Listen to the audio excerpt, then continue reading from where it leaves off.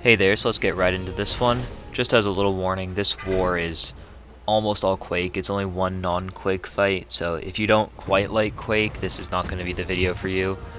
So this Alliance war was fairly easy for us. You'll see the score at the end.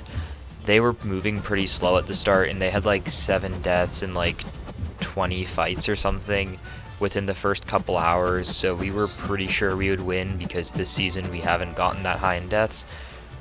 We're pretty confident at this point. We're gonna, do what we do. We're gonna keep the deaths below 3, because I think we're all pretty good players over here. It's just what it is. So we were pretty confident in this, but we all knew we still need to keep deaths down. We know what we have to do, so we just go in. We kept our deaths low. Their deaths ended up kind of high. You'll see at the end. But for me, this war was almost all Quake. I actually misread my path assignment a little bit. I thought I was going to be the one that took the Black Widow Deadly Origins, but our officer assigned a Mole Man for it because Mole Man is shock immune and has the True Strike, where my Doom, if she got off her SP1, could have issues with the evade.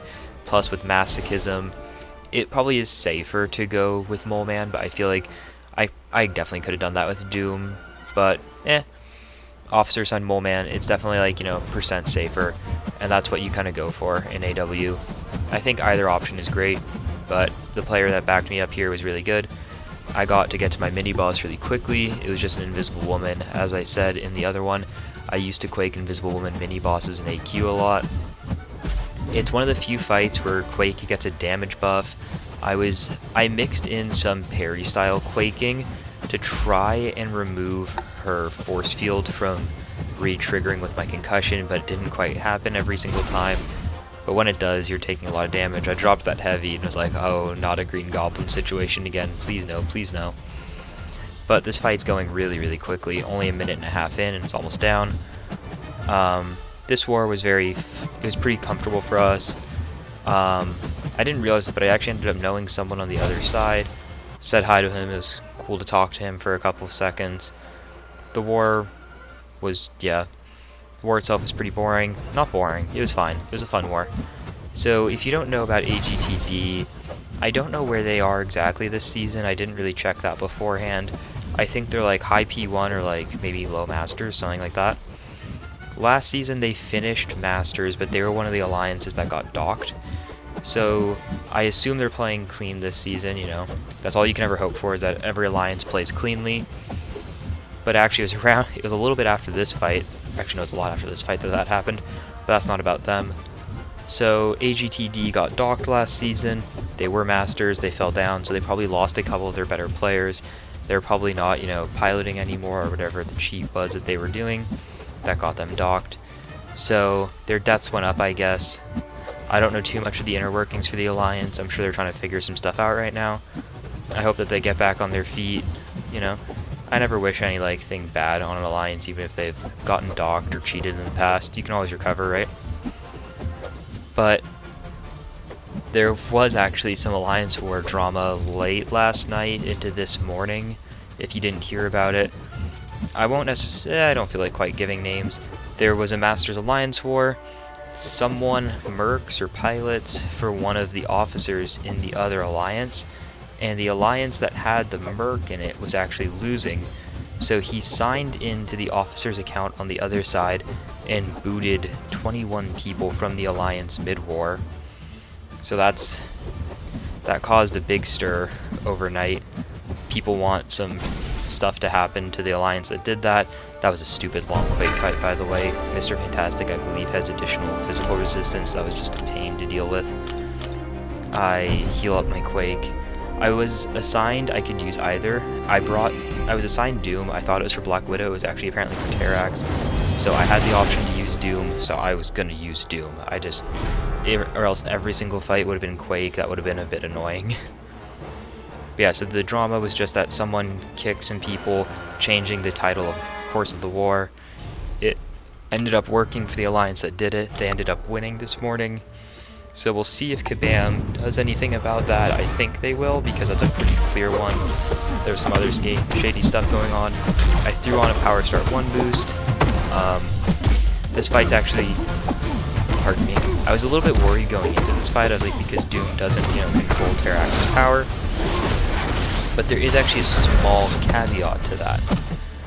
He is not immune, I guess, to power lock, because if you notice, he doesn't gain any power from my special one, and same with my lights. So if I use lights, he doesn't gain any power, so you actually do power control, but just not to the same extent that Doom normally would.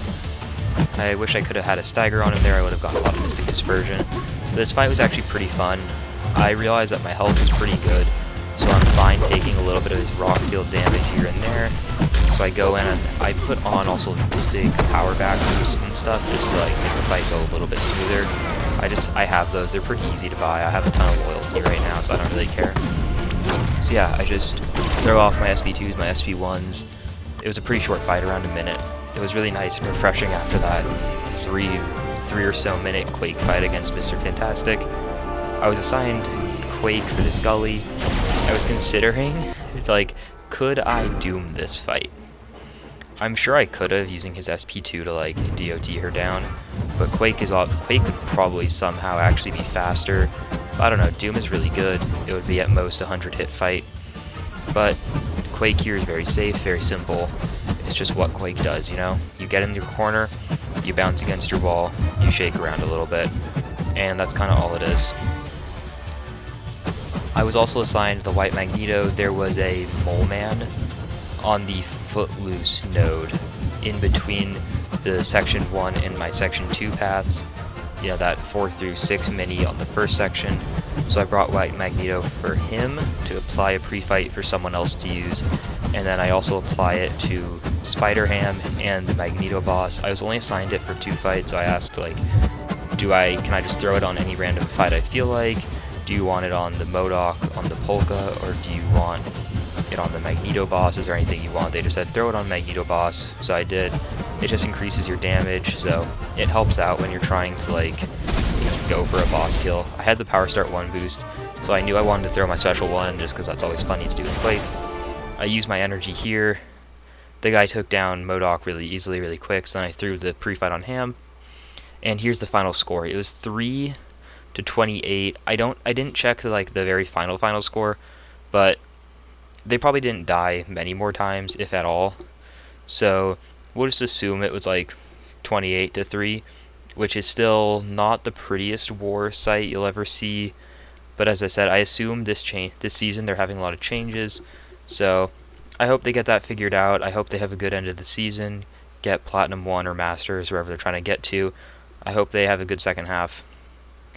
This was a pretty quick war video. I hope you guys enjoyed it. I should be having a second video coming today, maybe a third if I really try hard, but I probably won't be able to get a third out today. That'd be a lot. So I'll see you guys soon. I hope you guys have a good weekend.